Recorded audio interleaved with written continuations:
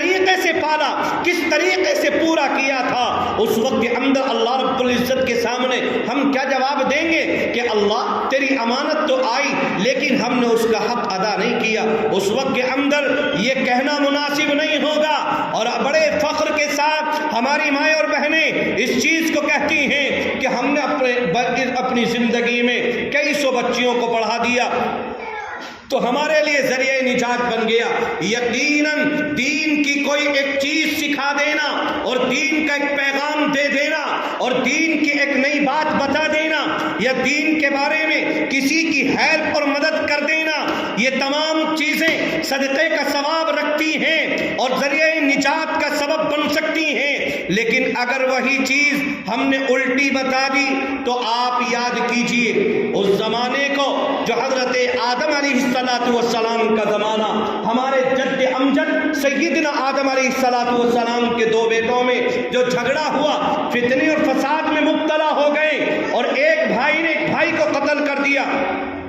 یاد رکھیں کہ جب تک دنیا کے اندر ناحق قتل ہوتے رہیں گے، حضرت آدم علیہ السلام کے اس بیٹے کو جس نے اپنے بھائی کا ناحق قتل کیا ہے، تمام کا گناہ اس کے سر پر چلتا رہے گا جب تک قیامت آئے گی، اس کے لیے عذاب کو مبتلا کیا جاتا رہے گا۔ ٹھیک اسی طریقے سے جب آقا علیہ السلام نے ذکر فرمایا، مشکات شریف کی ایک روایت میرے ذہن میں آ رہی ہے کہ آقا مدنی نے ارشاد فرمایا، اگر تمہیں قرآن کریم کا یا تمہیں احادیث کا ایک ٹکڑا بھی یاد ہو تو دوسروں تک پہنچاؤ، لیکن آپ نے ذکر فرمایا یہیں پر کہ تم اس کو صحیح طریقے سے پہنچاؤ۔ اگر تم پر آتا ہے تو صحیح طریقے سے، صحیح معنوں میں اس کی ادائیگی کے ساتھ، اس کے تلفظ کے ساتھ، اس کے معانی اور مطالب کا لحاظ رکھتے ہوئے اس کو آگے پہنچاؤ۔ اگر تم پہ نہیں آتا تو آپ سے سوال نہیں کیا جائے گا کہ آپ تو محلے کی حجن بنتی تھی، آپ تو محلے کی بڑی بنتی تھی، آپ تو نمازی تھی،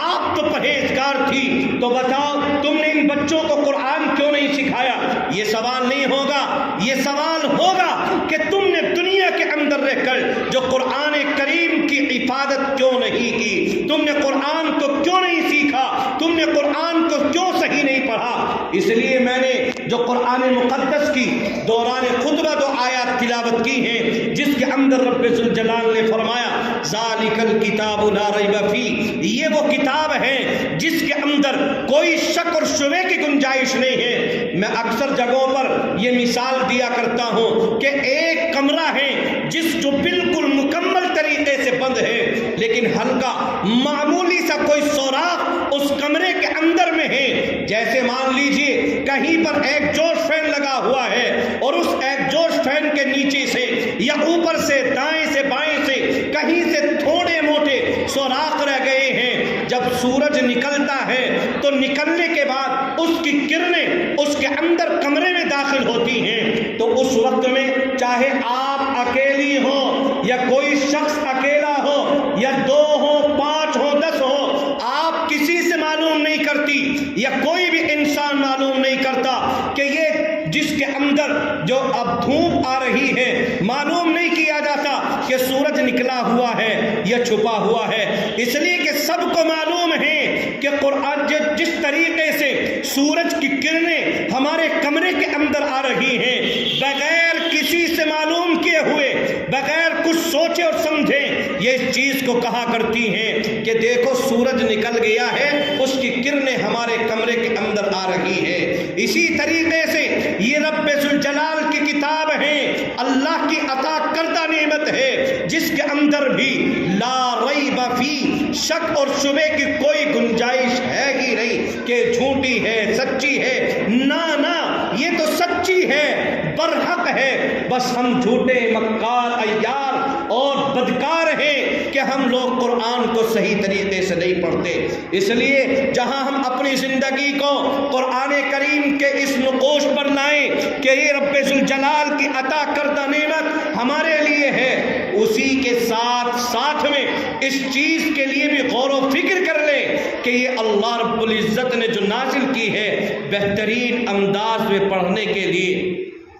آپ اندازہ لگائیے کہ قرآن کو پڑھتے وقت کتنا مزہ آتا ہے، کہ اگر کوئی قرآن کریم کو صحیح تلفظ کے ساتھ میں پڑھے، بہترین لب و لہجے کے ساتھ میں پڑھے،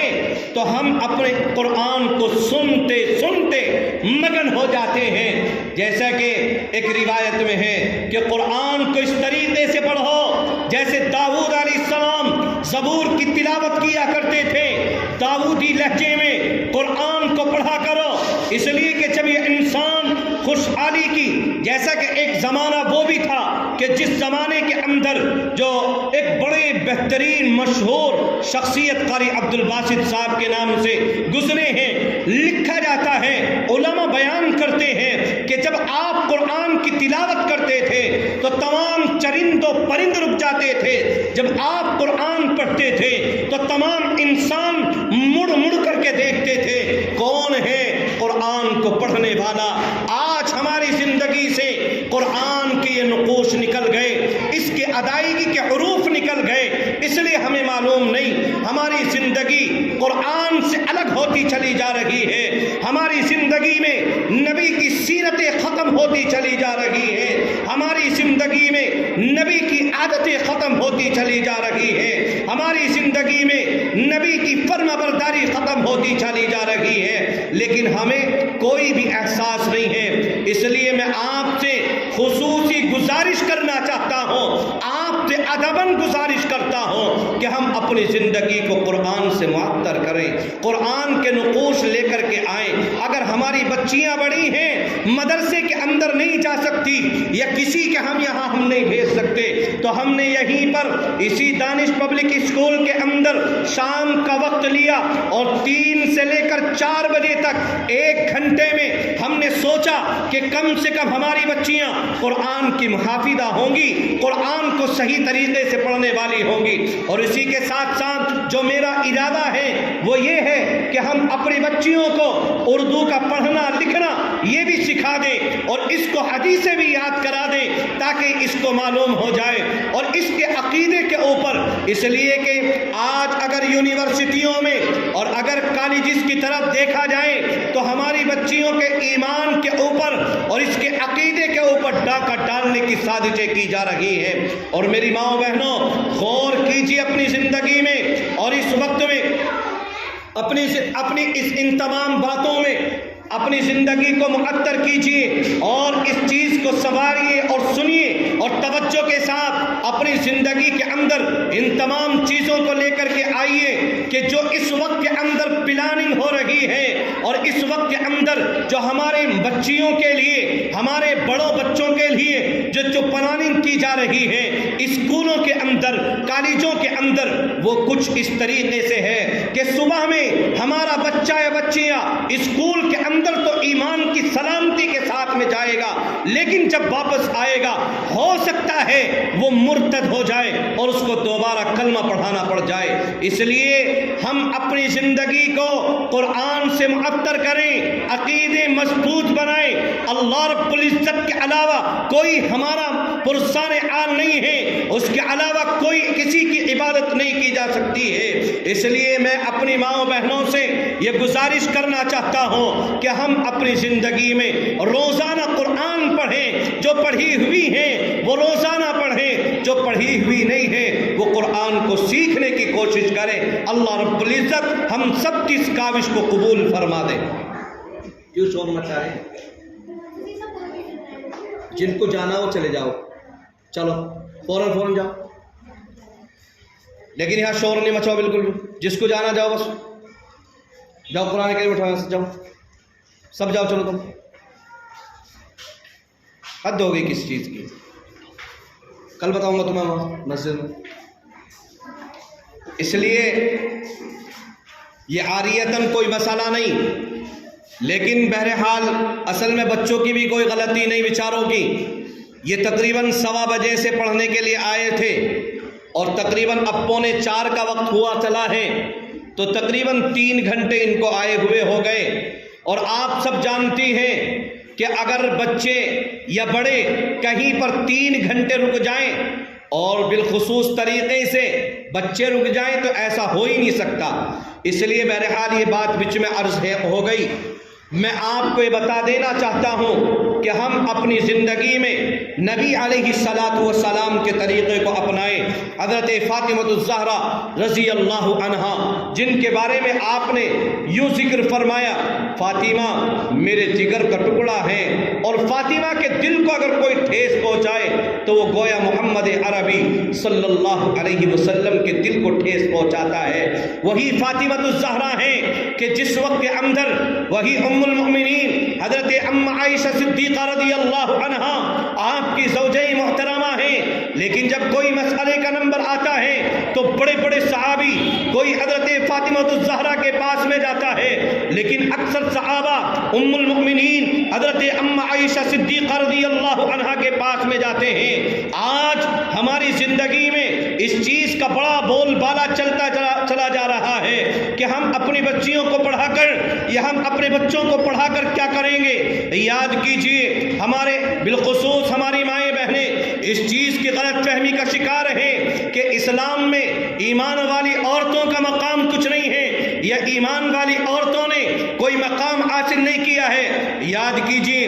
حضرت سمیہ رضی اللہ عنہا کی قربانی کو یقیناً تاریخ کے اوراقوں نے سونے کے حروف سے لکھا ہے اور لکھنے کے قابل ہیں کہ اگر عورتوں کے اندر کسی کو سب سے پہلے شہادت ملی ہے تو حضرت سمیہ رضی اللہ عنہا کو ملی ہے، جس کی آنکھوں کو نکال دیا گیا، جس کے پیروں کو گھوڑوں کے اندر باندھ کر جس کے دو ٹکڑے پرچھا مار کر دیے گئے۔ لیکن آج اس وقت کے اندر ہماری مائیں اور بہنیں اس غلط فہمی کا شکار ہو گئی اور اس چیز کو کہنے والی بن گئی کہ ہمارا مقام کیا ہے۔ یاد کیجئے، اپنی زندگی کو واپس تقریباً 1450 سال پیچھے لیجئے، اور نبی علیہ السلام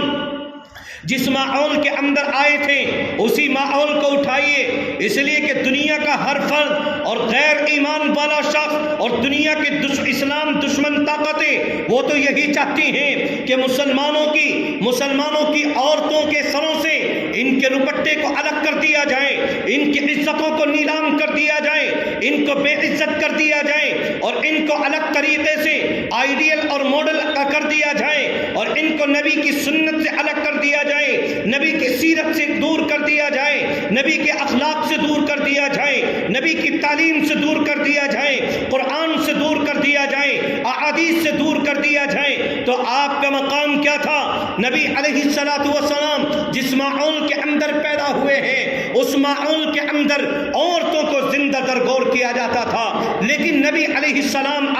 آنے کے بعد عزت کا مقام دیا۔ اگر ماں ہے تو ماں کے قدموں کے نیچے نبی علیہ السلام نے جنت کو ذکر کر دیا۔ اگر بیٹی ہے تو آپ نے کیا ارشاد فرمایا؟ اگر کوئی مومن مرد اگر 3 بیٹیوں کی کفالت کر لے اور صحیح طریقے سے اسلامی طریقے پر، اسلامی تہذیب پر، اسلامی تمدن کا شکار ہو جائے اور وہ اپنی بیٹیوں کی کفالت کر لے، تو پھر آقا علیہ السلام نے ذکر فرمایا اپنی 2 انگلیوں کو اٹھا کر، اور ایک شہادت کی انگلی اور ایک شہادت کی انگلی کے برابر میں ان دونوں انگلیوں کو اٹھایا، اور آپ نے ذکر فرمایا کل قیامت کے میدان میں جنت کے اندر بھی اور جنت کے بالا خانوں میں میں اور 3 بیٹیوں کی کفالت کرنے والا اس طریقے سے جنت کے اندر ہوں گے۔ آپ نے کیا ارشاد فرمایا؟ اگر بہن بھی ہے اور اگر کوئی بھائی اپنے بہن کی کفالت کرتا ہے، اگر 3 بہنیں اس کی ہیں اور وہ کفالت صحیح طریقے سے کرتا ہے، ان کو ذمہ داری سمجھتا ہے، ان کو پڑھاتا اور لکھاتا ہے، ان کی صحیح طریقے سے تربیت کرتا ہے، تو پھر یاد رکھے وہ بھی نبی علیہ السلام کی اس پیشین گوئی میں شامل ہے۔ آپ سے صحابہ نے معلوم کیا، یا رسول اللہ اگر کسی کے 3 نہ ہو 2 ہو تو پھر کیا ہو؟ آپ نے ذکر فرمایا ہاں اگر کسی کے 3 نہیں 2 بیٹیاں یا 2 بہنوں کی کفالت کرنے والا کوئی بھائی ہو تو پھر آقا نے یہی جملہ ارشاد فرمایا اس کے لیے بھی یہی ہے، میں اور وہ قیامت کے دن میں اس کی سفارش کروں گا اور جنت کے بالا خانوں میں میرا اور اس کا مقام بس تھوڑا قریب ہوگا۔ آج بیٹیوں کو برا سمجھنے والے اور بیٹیوں کو